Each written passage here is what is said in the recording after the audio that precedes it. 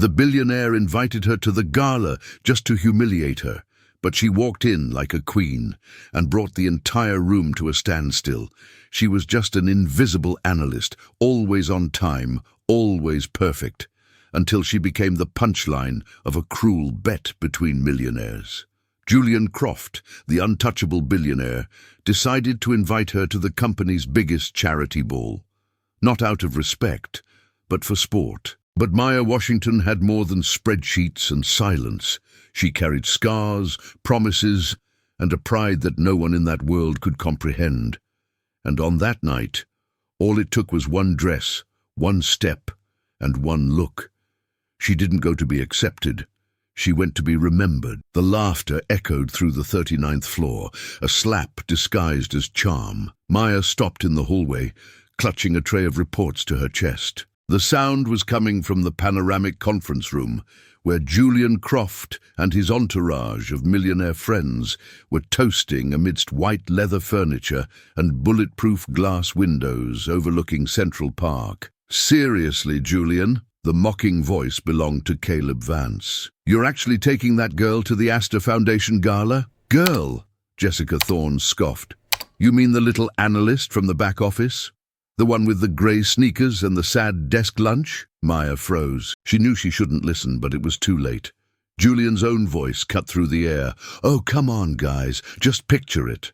Her in that ballroom trying to walk in heels, surrounded by all those people.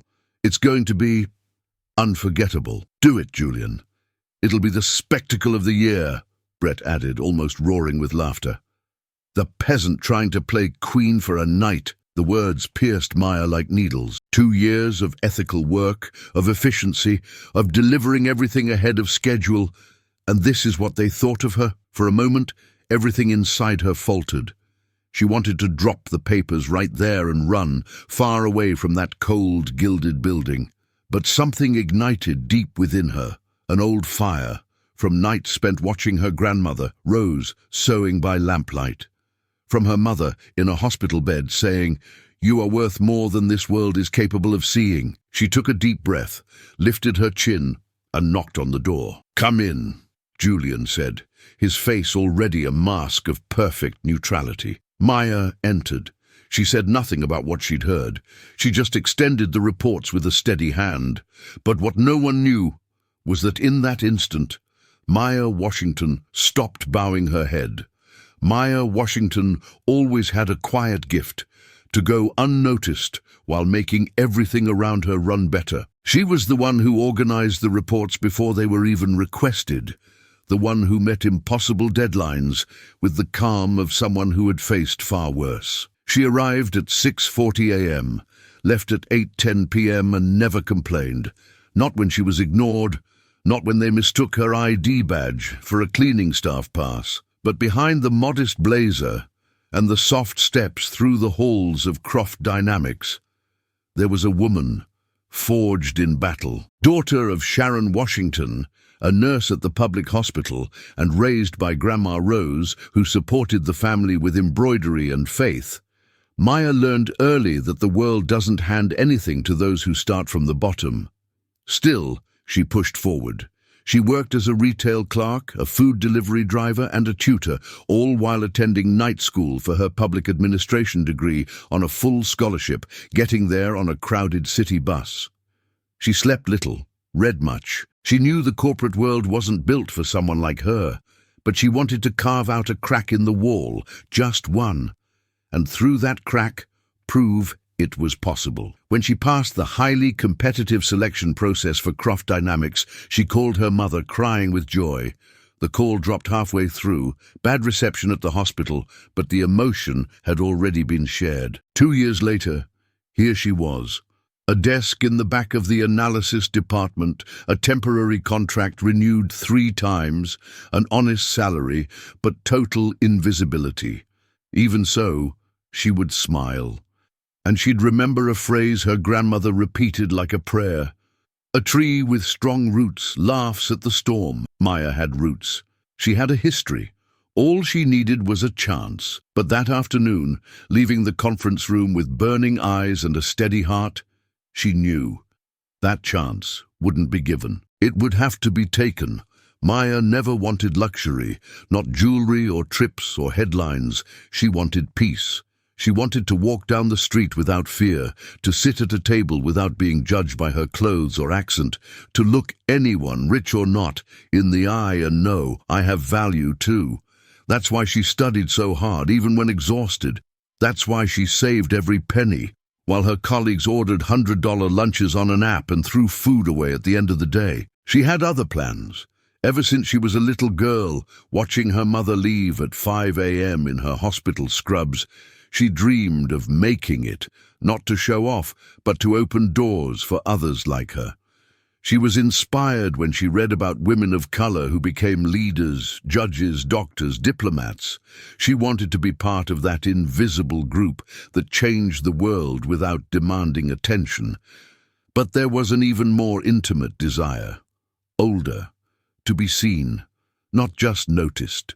Seen. She wanted to be truly looked at, not as someone who carries spreadsheets, but as someone who carries dignity. She wanted to walk into a space of power and not feel her body shrink. She wanted to wear a beautiful dress and not worry if she'd look like she was trying too hard.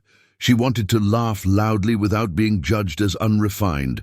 She wanted her hair to be complimented, not just tolerated. She wanted someone to say, "You belong," and most of all, she wanted her mother to see it. For Sharon, now in the oncology wing, to know that all her sacrifice had been worth it. Her mother had been diagnosed with an aggressive tumor 8 months ago. Since then, Maya had been juggling work, hospital visits, and medical bills. She had already used all her vacation days to be with her for treatments. She never asked anyone for help, not even when money got tight. Because Maya didn't want to be seen as a charity case. She wanted to be seen as strong. And so, when she left that room that day, after hearing those cold laughs and that fake gala invitation, something inside her broke.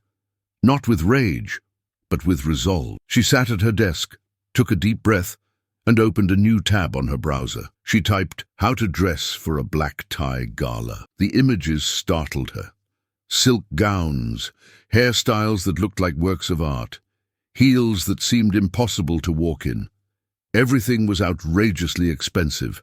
Everything was unattainable. Everything was designed to make her afraid. But she smiled, because she had learned not to back down from curated images.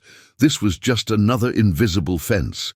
And she had already jumped so many. She picked up her phone and called Chloe, a friend from college, now an independent designer in a small studio in Bushwick. "Chloe, I need you. Talk to me, girl. I've been invited to a gala, but it's not an invitation. It's a trap. They want to laugh at me. They want to see me fail." Silence on the other end of the line. "Then you're going, and you're going to shine so bright they'll need sunglasses," her friend replied, without a hint of hesitation. Maya bit her lip. The emotion hit her without warning. "But I have nothing. No dress, no money, no—" "You've got me, and that's a damn good start." That was it. Maya's desire wasn't for revenge. It was for justice. She wanted for one night to occupy that ballroom as if she were born for it. Not to pretend she was rich, but to remind them that wealth and worth are two very different things. And if on that night she fell or stumbled or was ridiculed, at least she would have gone with her head held high. The next morning, Maya woke up before her alarm. Her body ached, but her mind was already somewhere else. She got up, made coffee for her grandmother, grabbed her phone, and left without eating. At 7 a.m., she was standing at the door of Chloe's studio. "Get in here, woman. I've got 3 ideas in my head, and not enough cash for any of them," her friend said, already pulling fabrics, sketches, and swatches from the floor.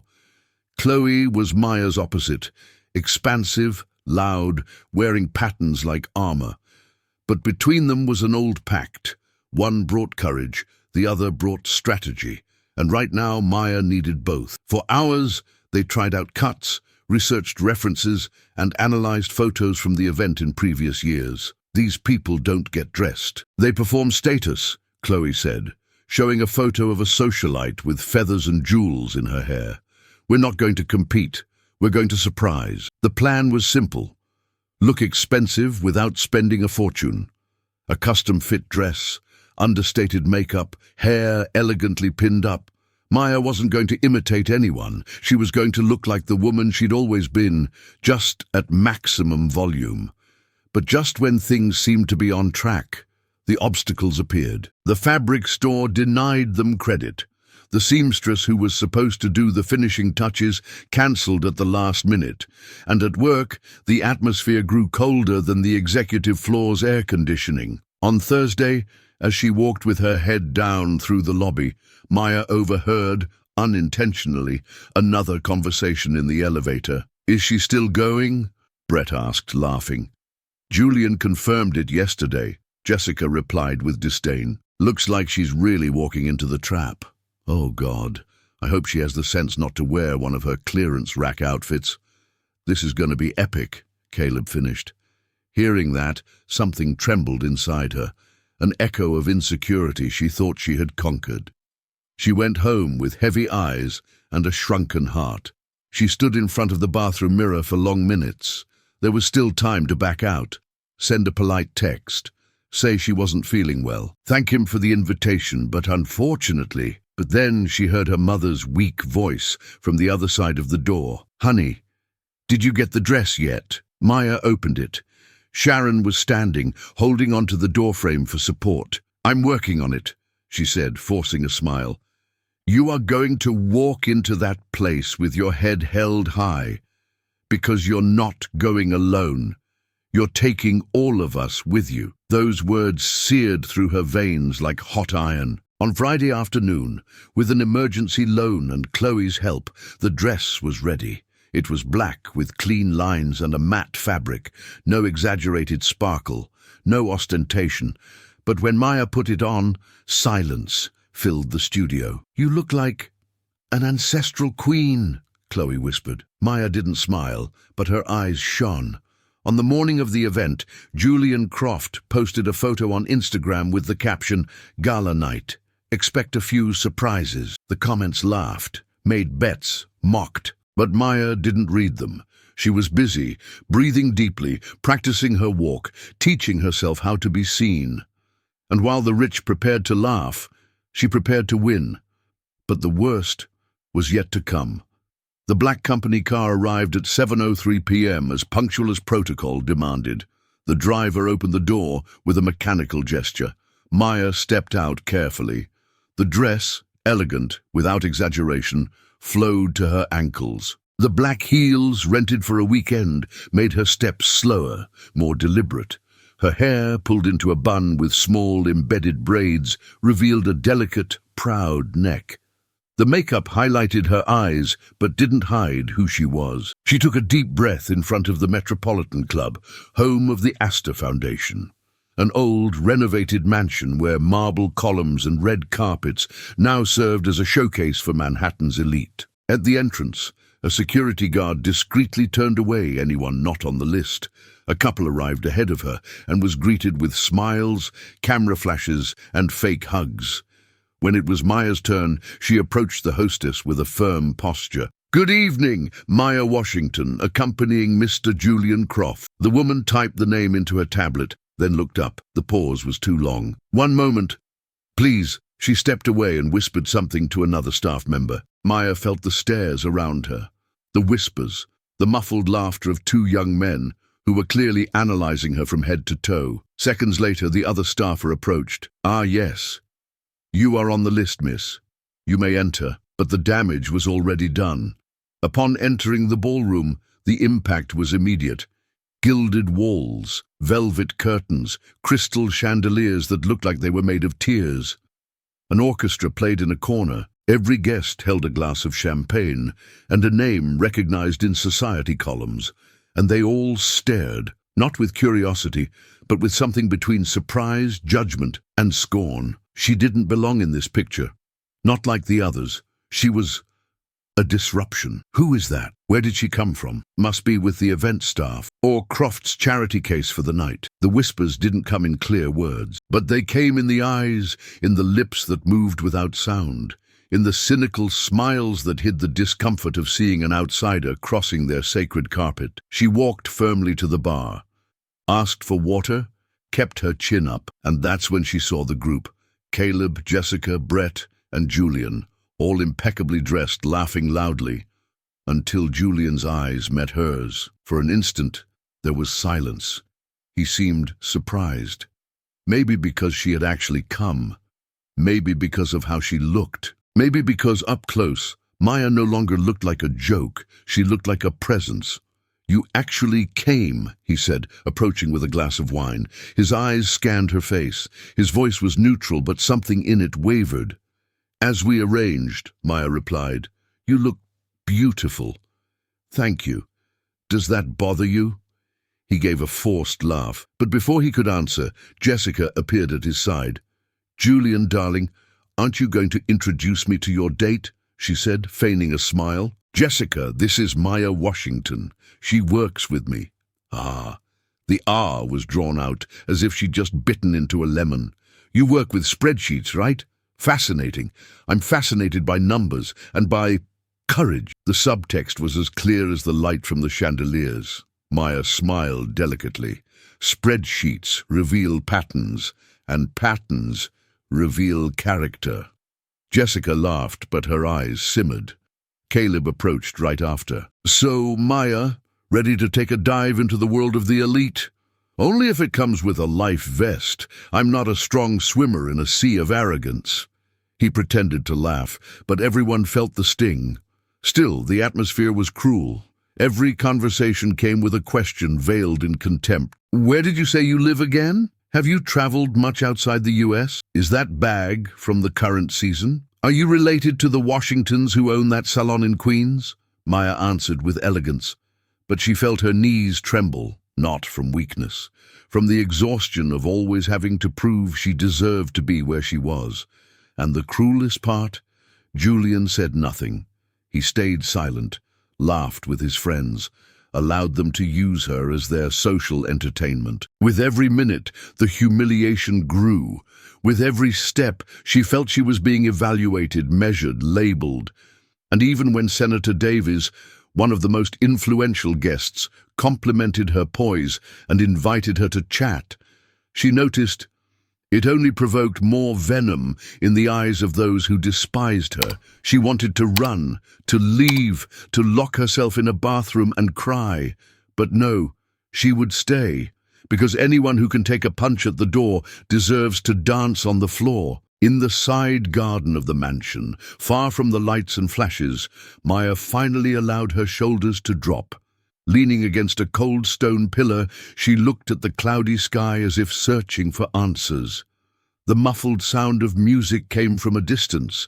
The laughter of the wealthy sounded like mockery, and the light breeze, rustling the palm leaves, felt kinder than anyone inside. Her body was rigid, as if every muscle had turned to armor. But inside, there was only silence and pain. This night was the culmination of everything she had always feared, being present but invisible, being seen but not welcomed, shining and still being treated like a mistake in the scenery. For 2 hours she had tried to maintain control. She smiled elegantly, answered firmly, never lost her composure, but with every twisted word, every forced laugh, every look of scorn hidden behind an ambiguous compliment, something inside her was unraveling. For the first time in a long time, she asked herself, was I wrong to even try? She didn't want to be accepted, she wanted to be respected, and in that ballroom, respect was handed out based on last names, shoe brands, and a supernatural ability to feign affection. Here, courage was mistaken for audacity, and truth for shame. She took her phone out of her purse, read the text her mother had sent hours earlier. "Honey, I'm picturing you like a princess, with that look you have, the one that says you carry generations on your shoulders. I love you." The words squeezed her chest tighter than the heels squeezed her feet. She put the phone away. She couldn't reply now. If she wrote anything, she would break down. And in that garden alone, she wasn't allowed to break down. She didn't have the strength. That's when she heard footsteps.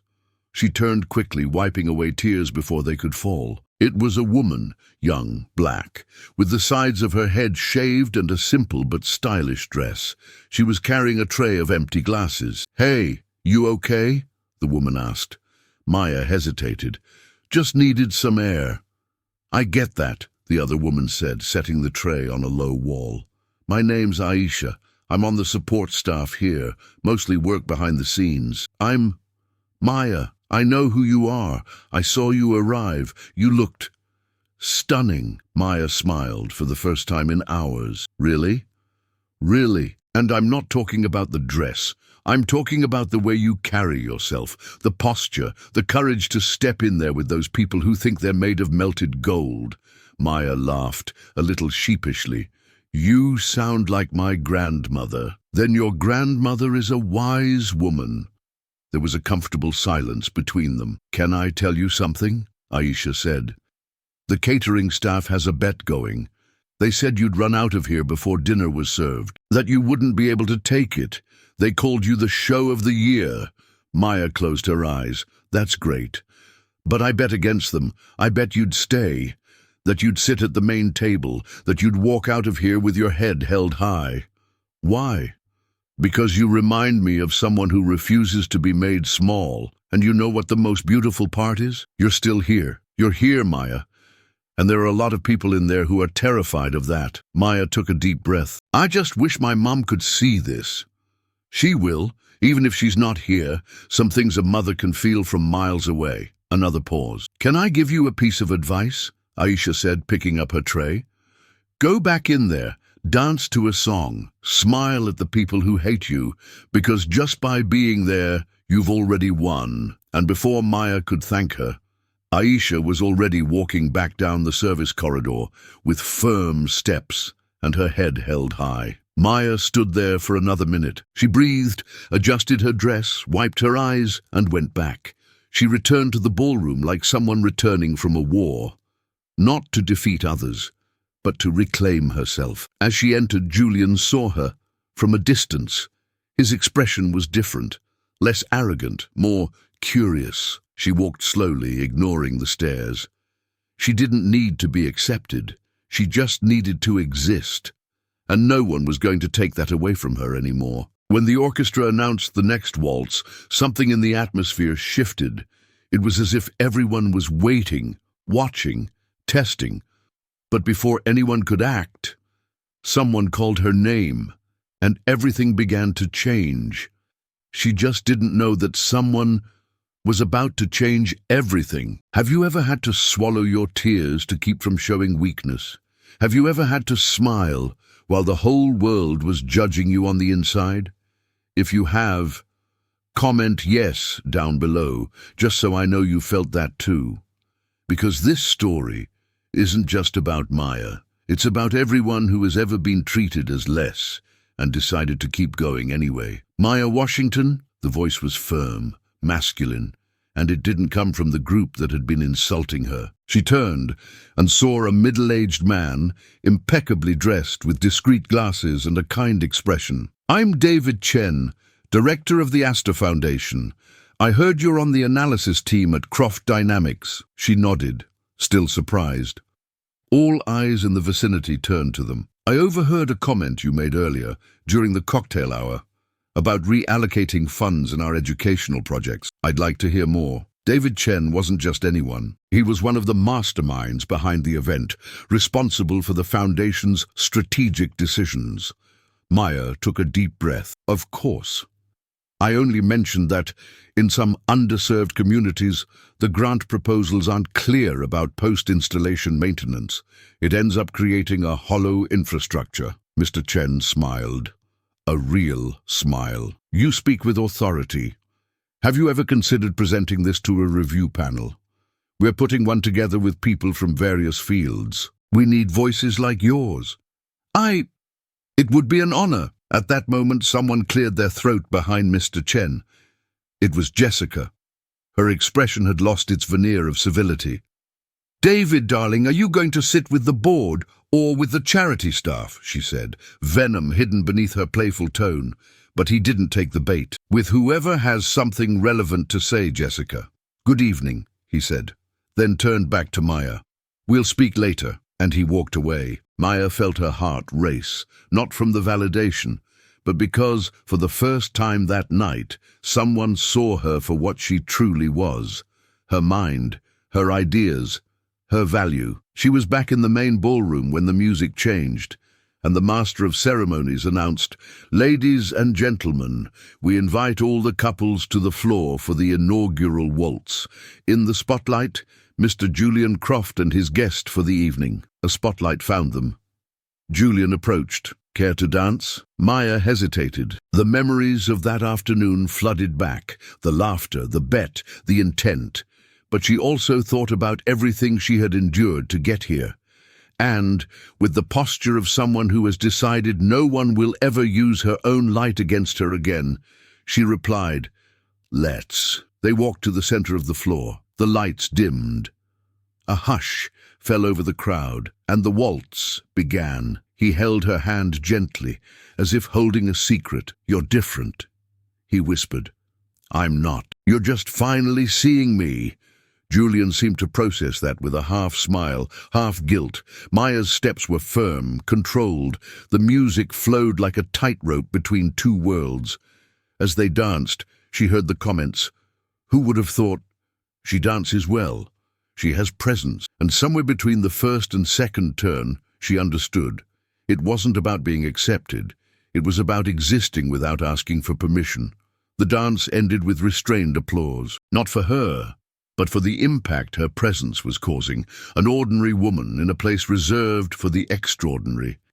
But the difference was, Maya was never ordinary. Julian was still holding her hand when he said in a whisper, "I need to apologize to you. You already did that with the invitation.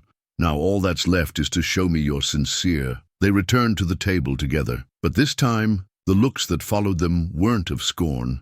They were of doubt, of discomfort. After all, what is more dangerous to an elite accustomed to control? A woman who smiles, even when they wanted to see her fall. The dinner was served in silence for some, for others with cross-table comments and discreet nudges, but for Maya, it was a different kind of feast, not because of the crystal glasses or the important names around her, but because for the first time she felt like her body was no longer apologizing for being there. With every conversation she started, every answer she gave with firmness, something inside her realigned. It wasn't arrogance, it was presence. "You work with social impact analysis?" asked one of the Foundation's board members, seated across from her.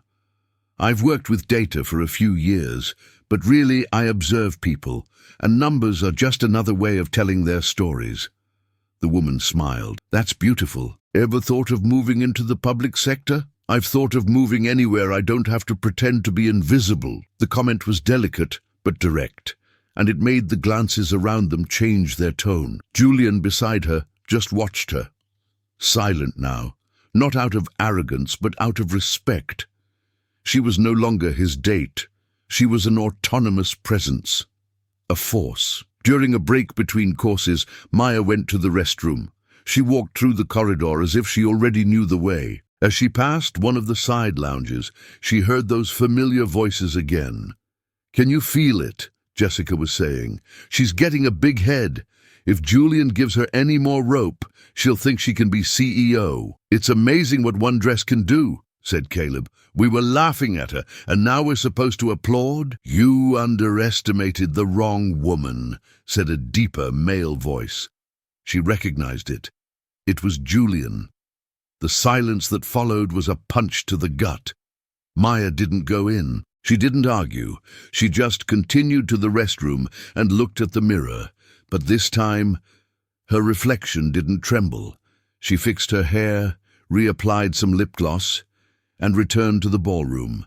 A few minutes later, she was called to the Foundation's makeshift stage, where David Chen announced, "We are inviting professionals with real-world experience to contribute to our new Impact Committee, and it is an honor to have with us tonight Maya Washington, who has committed to sending us an initial proposal." The applause came slowly, but it came.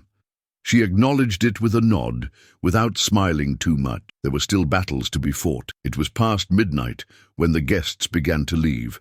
Maya went out to the balcony, looked at the illuminated city, and felt something she hadn't felt in years.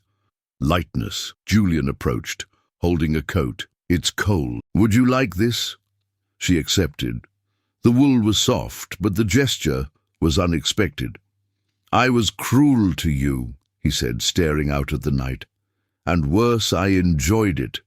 I only realized how small I was when you started to become larger than life in front of everyone." "And what are you going to do about it now?" she asked. He didn't answer right away.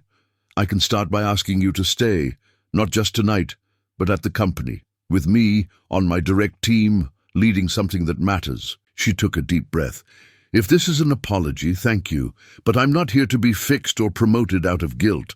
I'll only accept if it's to build something real." Julian nodded. "Then build it with me." Maya looked him in the eye, and in that moment she saw sincerity, but also fear. Fear that she would say no. She didn't answer. She just handed back the coat and walked away, with calm steps and an unbroken posture. As she got into the car, she received a text from her mother. "I saw you on the news. They recognized you. I knew it. I always knew." She closed her eyes, smiled, but she didn't cry. The time for tears was over. Now, it was time for a choice. And the decision she would make, there would be no going back. Monday, Croft Dynamics headquarters. The elevator reached the 42nd floor with its usual muffled ding. The doors opened, revealing the same neutral hallway, the same quiet reception, but the stairs were no longer the same. Maya walked past colleagues who once barely greeted her. Now they either looked away or offered shy, forced smiles. The story of the gala had spread faster than any memo. She wasn't wearing heels or a long gown. She had on white sneakers, jeans, and a light blue button-down shirt. But she walked like someone who knew her own path. Not because she was invited, but because she had decided to stay. She stopped in front of the frosted glass door of Julian Croft's office. She knocked once and entered without waiting for a reply. Julian was there, in a suit as always, but his expression was more human than usual. The man who once played with power like an expensive toy now seemed to be facing someone he no longer knew how to control. "Maya," he began, standing up. "I just need 10 minutes. Then I'll leave," she said firmly. He nodded, taking a step back. She placed a manila envelope on his desk. "Inside is a restructuring plan for the company's social impact division. I put it together based on the forgotten reports in the miscellaneous folder on the server. Because that's what your board does with issues that don't involve quick cash. You ignore them." Julian opened the envelope, but he couldn't keep up. Maya was already continuing. "I know my worth, and for the first time, I know that you know it too. But I didn't come here to ask for a seat at the table. I came here to offer my work, and more than that, I came to present you with a choice." Julian frowned, curious. "Either you put me where I can actually lead, without having to smile through prejudice, without pretending I didn't hear the laughter, or I walk, but I'll walk with my name strengthened. Because now, Julian, now I'm not the invisible employee anymore." She paused, letting the words hang in the air. "I am Maya Washington, and I exist." Julian stared at her for a long moment. There was no more irony in him, just silence, respect, and perhaps a little bit of fear. Because men like him don't know how to handle women who discover their own power. "You want to lead the social project?" he asked. "I want to lead a department that makes a difference, with autonomy, with a team, with a budget. And I want the title of director." Julian hesitated, not because he doubted her competence, but because he understood the magnitude of the change this represented. "This is going to make a lot of people uncomfortable," he said. "Then you'd better get the conference room ready," she replied. Julian smiled, a genuine smile for the first time. "Consider it done." She extended her hand. He shook it.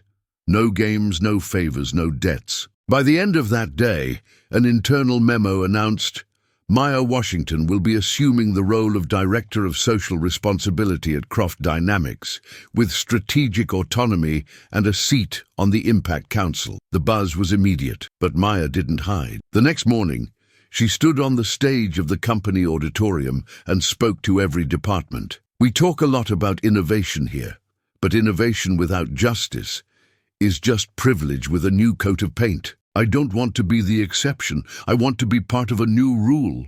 And I'm telling you now, my door is open for anyone who wants to build, but it's closed to anyone who just wants to keep things as they've always been." She was applauded, by some with enthusiasm, by others with apprehension. But she was applauded. The following week, she visited the hospital where her mother was recovering. She carried a folder full of documents and a single flower. She sat by the bed, held her mother's hand, and said, "I did it, Mom. Now they'll have to listen to me." "All of them," Sharon smiled, her eyes still closed. "I knew it. You never needed to shout. You just needed to show up." And she had. 2 months later, Maya launched a mentorship program for young people from low-income neighborhoods within Croft Dynamics. In the first cohort were 5 young women of color. One of them wore gray sneakers, a simple shirt, and a look of distrust. Maya called her over and said, "In here you will not apologize for existing. Here you will learn to take up space." It was just the beginning. But for someone who had been invisible for so long, being seen was a revolution. In the months following the announcement of her new directorship, Maya Washington's name began to circulate in places where, before, she had only appeared as a discrete line item on someone else's spreadsheet. "New Croft Dynamics Director unveils social impact plan, focused on real inclusion," read the headline of a business magazine. "Woman from underserved community takes leadership role at tech giant," published a portal focused on corporate diversity. And for many inside the company, that was unbearable. Jessica Thorne was one of the first to react. The week after the announcement, she showed up at an Astor Foundation committee meeting with an icy smile and a sharp comment. "The new director seems determined to turn Croft Dynamics into a non-profit. I hope the shareholders are prepared for profits to drop." But she was cut off by David Chen. Profits drop when the public loses trust. And if there's one thing Maya has brought back, it's trust in the company's purpose. Caleb Vance also tried to hide his annoyance. At a dinner with investors, he let slip, "It's admirable what they're doing with diversity, but let's see how long it lasts. These initiatives usually die out when the trend passes."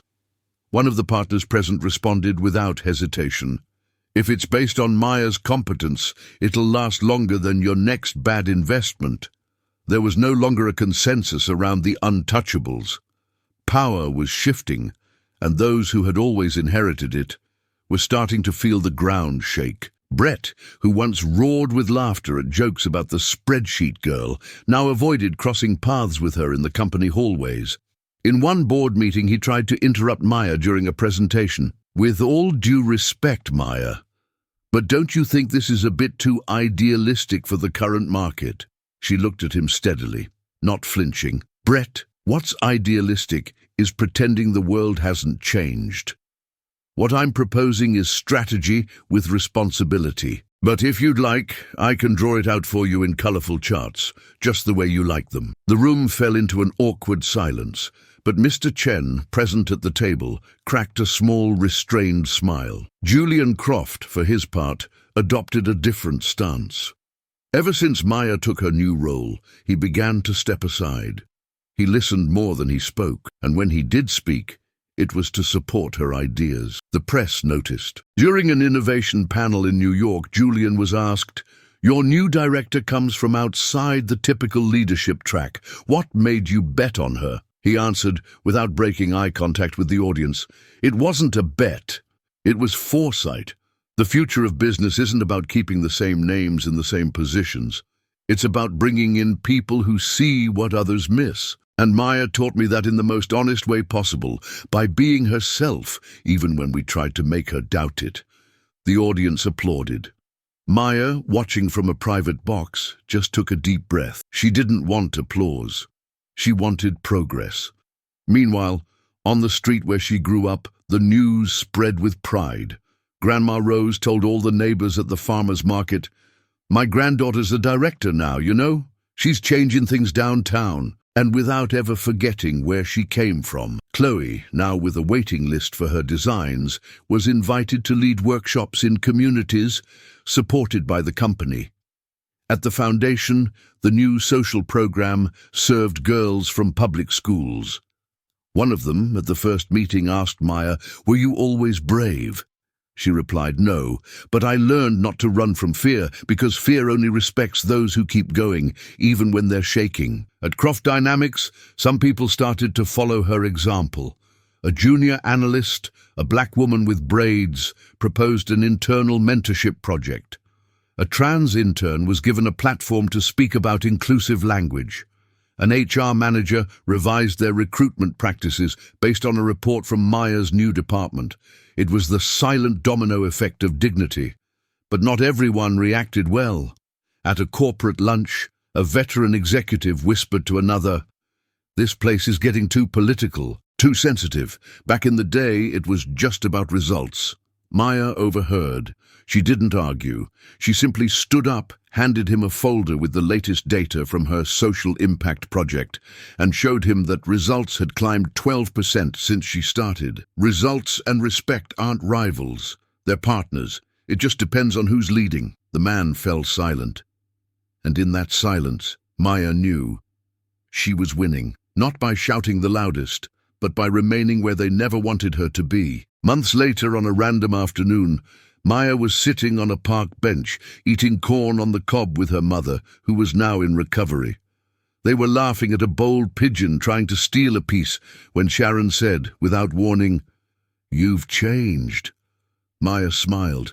"I hope for the better. You've become steadfast. You were always strong, but now you're steadfast. Before, you carried the world on your shoulders. Now, you choose what you're willing to carry." Maya was silent. That stung a little, but it was beautiful.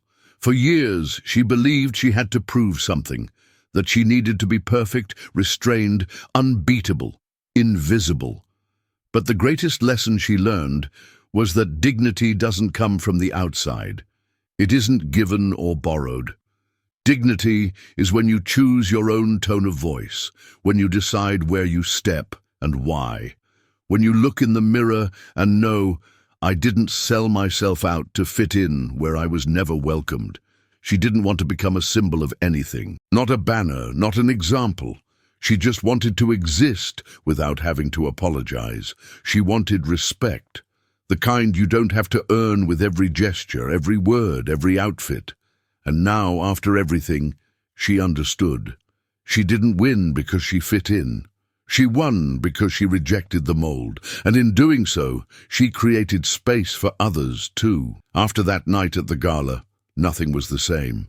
Maya didn't become a celebrity or a magazine cover model, but she became a point of reference, both inside and outside of Croft Dynamics. Her presence on company boards became a constant. Her word, once ignored in emails, now set the agenda for meetings. In a short time, she created partnerships with public universities, projects with NGOs, and internship programs focused on genuine, not performative, inclusion. Each of her actions seemed simple, but together, they changed everything. Julian Croft, he remained at the head of the company, but he was no longer the same man. He started listening more, delegating more, and most importantly, seeing what he was blind to before, that leadership wasn't about keeping the top untouched, but about making room for those who carry the ground on their backs.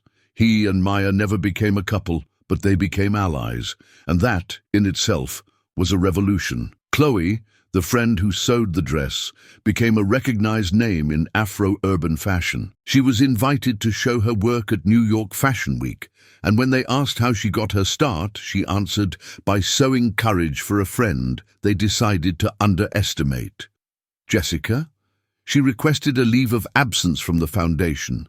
She said she needed time to reposition herself in the market. She was never seen at elite events with the same sparkle again.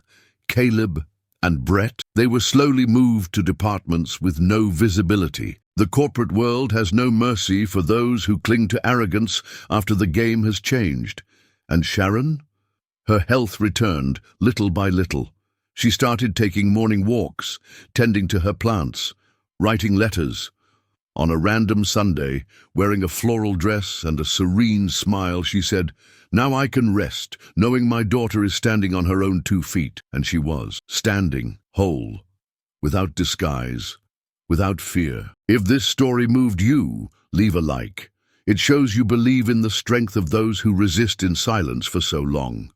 Tell me what city you're watching from. I want to know how far Maya's story has reached. Subscribe to the channel if you also believe that respect shouldn't be a privilege, but a basic right. And now, pick one of the stories I've left on the screen and join me for the next video. Because if there's one thing we can no longer accept, it's being treated as invisible.